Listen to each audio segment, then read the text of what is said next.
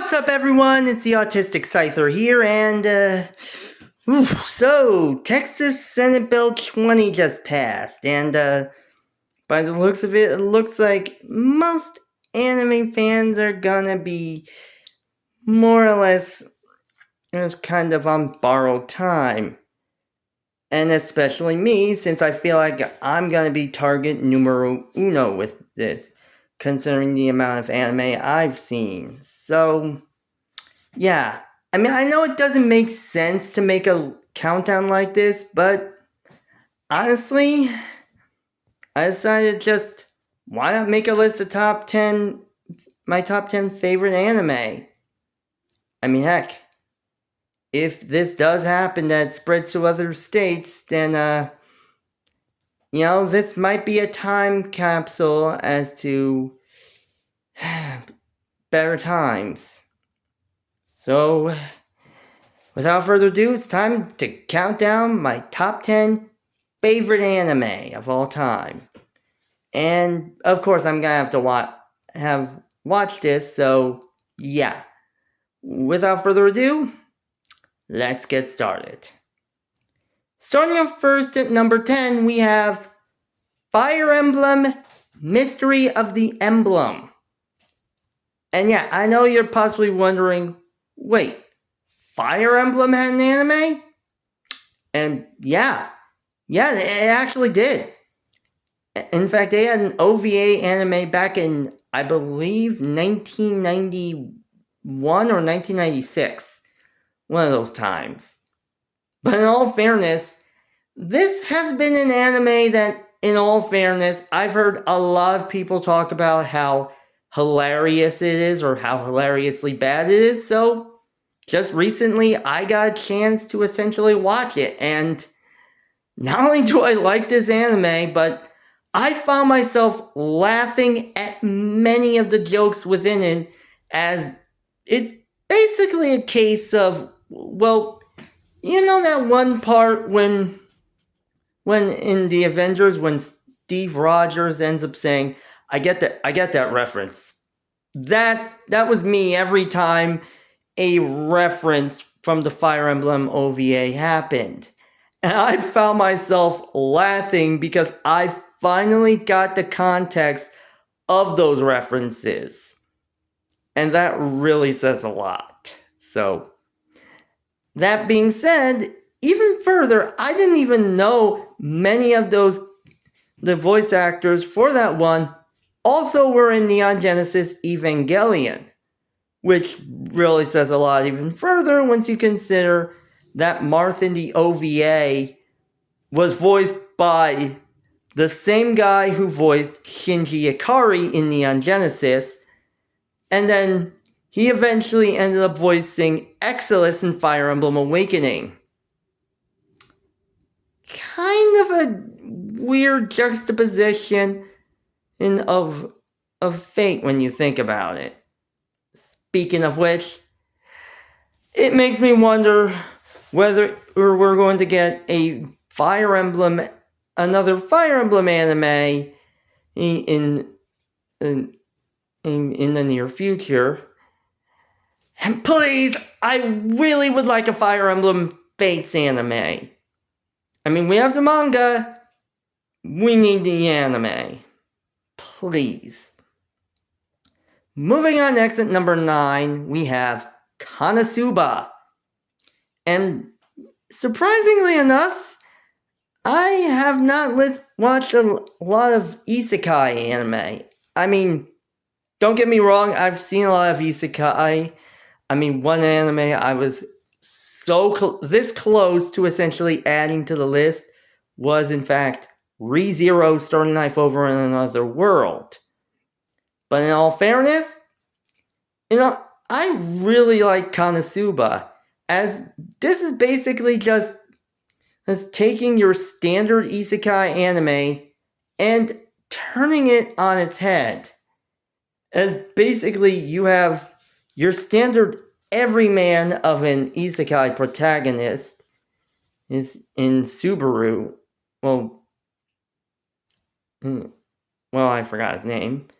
But then again, the rest of his party members are just, as well as his party members, including Aqua, a useless goddess who can't do much of anything, Megumin, a mage who is obsessed with explosions, and is a meme lord in herself considering that, and Darkness, who, has an interesting obsession with being abused.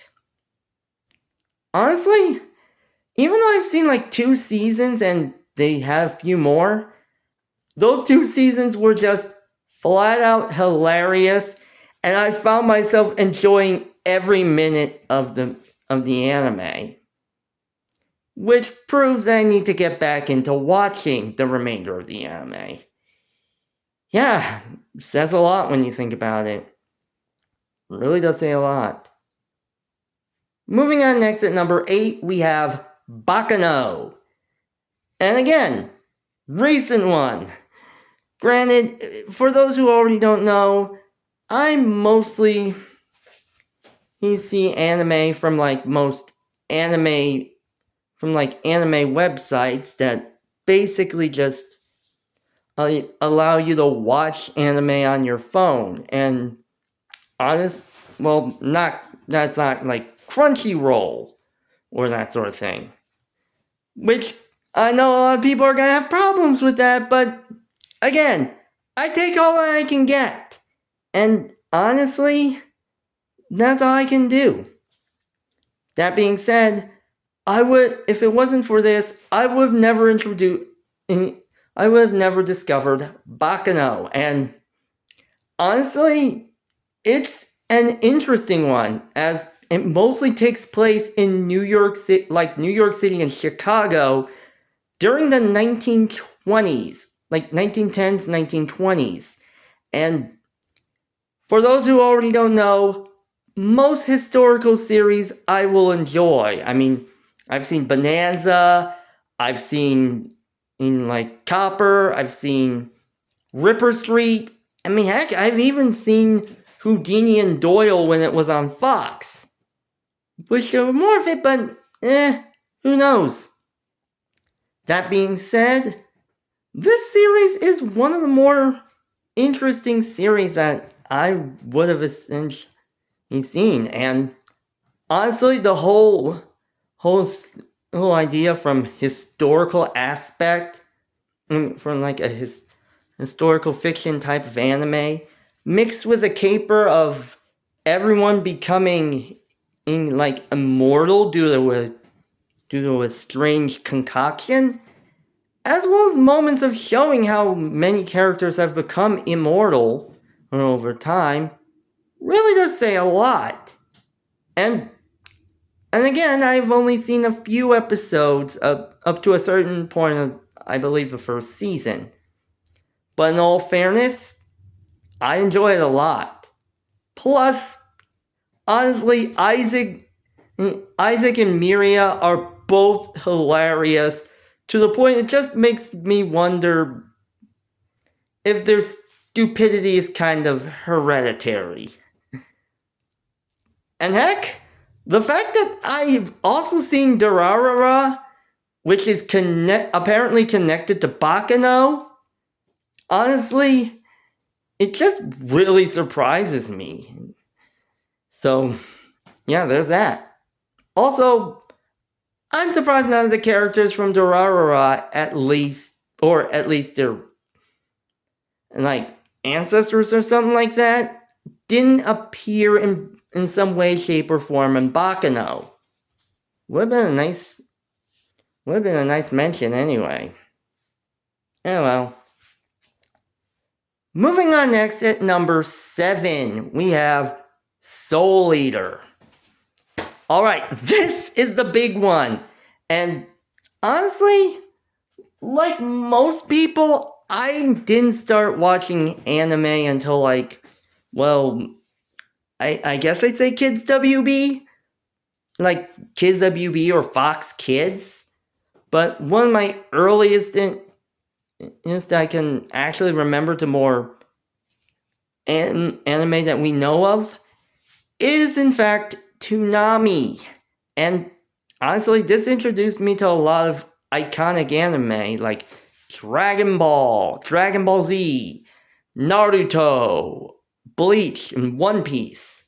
Most of those I would have essentially added to the list but unfortunately I didn't put them on the list. However, that being said, one of the few anime I actually saw was Soul Eater, and honestly, I really enjoyed it. As basically, it basically focuses on a school where most kids or teens come to essentially become deaf, to basically learn how to become reapers of sorts. And basically, it's a team of two individuals. It was a Meister and a Death Scythe. And honestly, it's kind of an interesting way to show that the entire, supernatural edge. Especially if you're trying to watch it for, around Halloween. As it's a nice bit of spooky with a bit of hilarious at the same time. And plus, I've found myself, granted, while I didn't watch the entire thing the first time because my mom kind of cut off the cable because of certain things, I eventually rediscovered the anime again thanks to watching it on the internet, and it got me essentially back into it and allowed me to realize how much I love this series. And in fairness, I'm really hoping to find a way to get back into watching the anime and just to enjoy it as it is. Really says a lot. Moving on next at number 6, we have Fairy Tail. And yeah, speaking of anime I enjoy, has anyone ever known that I love power systems in most anime? Especially when those power systems involve specific elements or sort of things. Yeah, Fairy Tail really scratched that fantasy style itch that I had. And considering how I started off by by reading the Harry Potter books, yeah, I knew I had to basically keep it up. So once I watched Fairy Tail, honestly, I was enjoying every second of it. And keep in mind, I've seen a lot of anime, both on the internet and on Netflix. Granted, in all fairness, I got up all the way up to the Elos arc of Fairy Tail, so I haven't seen the entire thing yet. I haven't seen the rest of the anime in a while, and I'm hoping to find some way of picking it back up and just basically getting back into the entire thing. Plus, again, seeing the dynamic between Natsu, Happy, Gray, Lucy, and Erza is just kind of interesting, as they're like a great big family. A great big dysfunctional family, but a great big family nonetheless. Which even includes the other members of Fairy Tail added in, and for a little bit of it, and that zaniness and dysfunctionality that most extended families will basically experience in their lives. Not that I know about that, but yeah, I still have a big family, to the point there are family members that even I didn't know who I had still out there somewhere. So yeah, if I go to a family reunion with all those, it is gonna be crazy. That's all I know. This video will be continued in part 2.